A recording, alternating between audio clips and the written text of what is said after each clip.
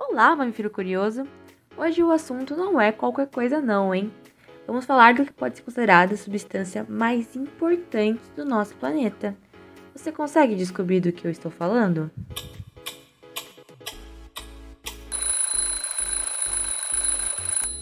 Isso mesmo, a famosa água. Antes de tudo, vamos nos apresentar formalmente. A água, ou H2O, é uma substância química, inodora, portanto, ela não tem cheiro, insípida, que não tem sabor, e transparente, que não tem cor, que também é conhecida como o solvente universal. Isso porque a água tem a capacidade de dissolver boa parte das substâncias em seus vários estados físicos. Desde quando você acorda até a hora de dormir, ela está em todo o nosso cotidiano e é fundamental para a vida. Às vezes em momentos que você nem percebe. Tá duvidando, né? Bom, então vamos fazer um exercício mental.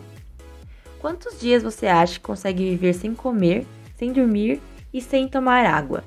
Olha, sem comer, você consegue viver semanas e cerca de 10 dias sem descanso.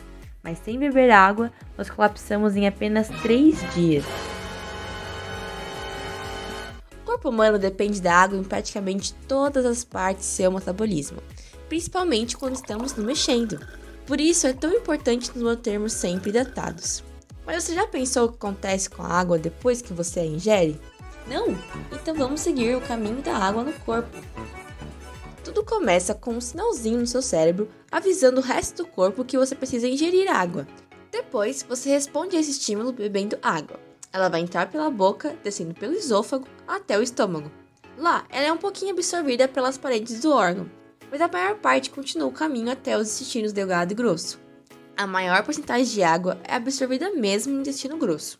Das células que absorvem essa água, seu caminho continua para a corrente sanguínea, entrando agora no sistema circulatório. Através do sangue, a água atinge cada pedacinho do nosso corpo, garantindo que nenhuma célula fique sem água. No fim, a água também auxilia no descarte de substâncias que não interessam mais para o nosso organismo, sendo retida na filtração do sangue nos rins e posteriormente excretada como urina. Outras formas de liberação da água para o meio externo são através da respiração e do suor, estratégias essenciais para a regulação da temperatura corporal.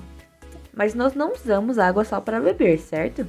Usamos todos os dias no cultivo e no preparo de alimentos, sem contar seu extenso uso indireto também, seja na indústria, na construção, até para fazer uma calça jeans.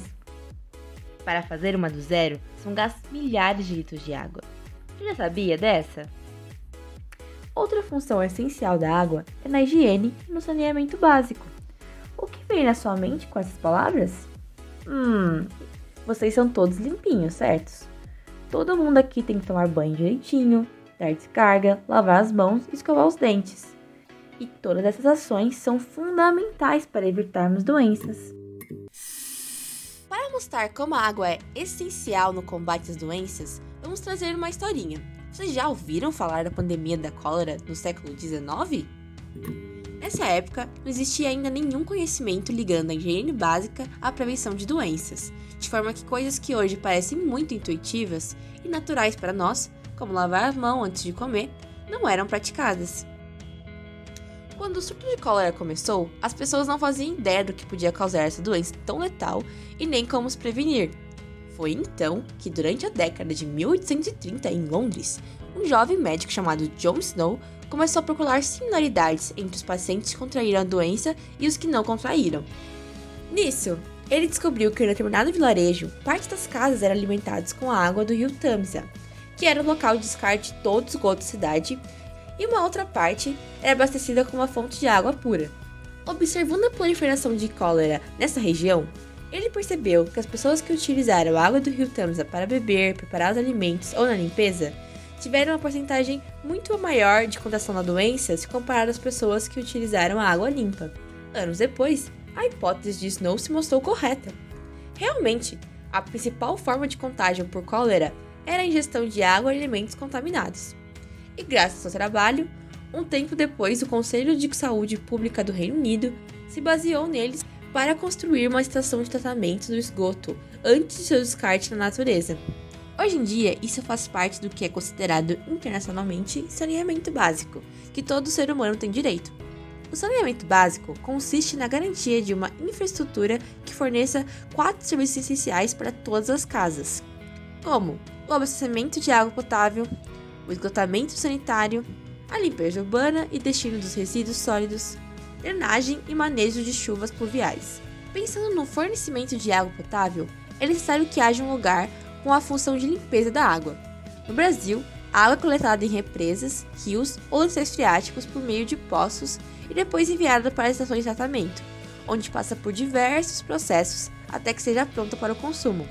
Depois de tratada, a água é distribuída para as casas.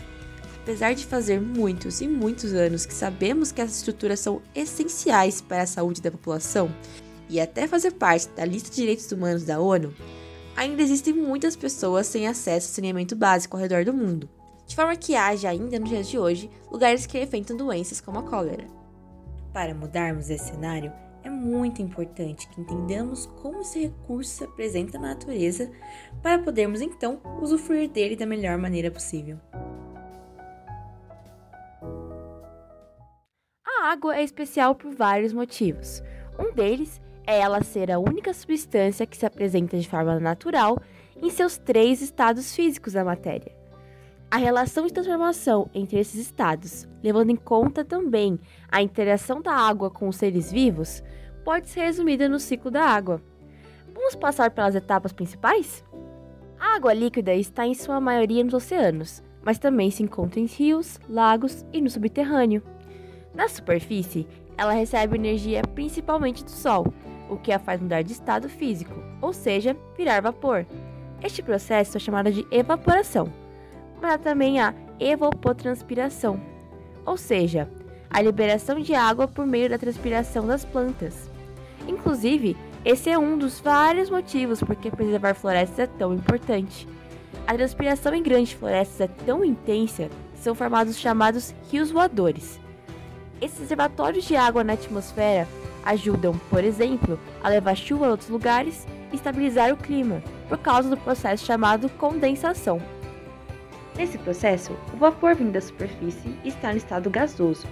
Ele então se acumula na atmosfera, voltando ao seu estado líquido. Nós vemos isso acontecer no céu como nuvens. No entanto, quando as nuvens ficam pesadas demais, a água tende a cair em um processo chamado precipitação. Dependendo das condições climáticas, pode precipitar na forma de neve, granizo ou na mais comum, a chuva. As chuvas caem nos mares, rios, lagos e no solo, onde acontece a infiltração. Basicamente, a água vai para o subterrâneo, alimentando lençóis freáticos que eventualmente voltam para a superfície ou formam aquíferos. Outro ponto de acúmulo está nas geleiras e nos topos de montanhas, onde a água se apresenta no estado sólido. Os topos de geleiras são bastante interessantes. É por causa de seu derretimento, também conhecido como fusão, que se formam alguns rios. Quando isso acontece, são formados nascentes, que na verdade são muito menores que os rios que elas formam. Isso porque esse pequeno filete de água é abastecido por chuvas, outros rios, além de lençóis freáticos.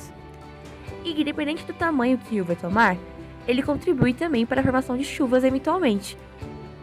E é por isso que o ciclo da água é renovável. Alternando os estados físicos, a água está sempre em transformação e se movendo em equilíbrio. Porém, ela não é inesgotável. Se não há água para evaporar, também não vai ter água para chover.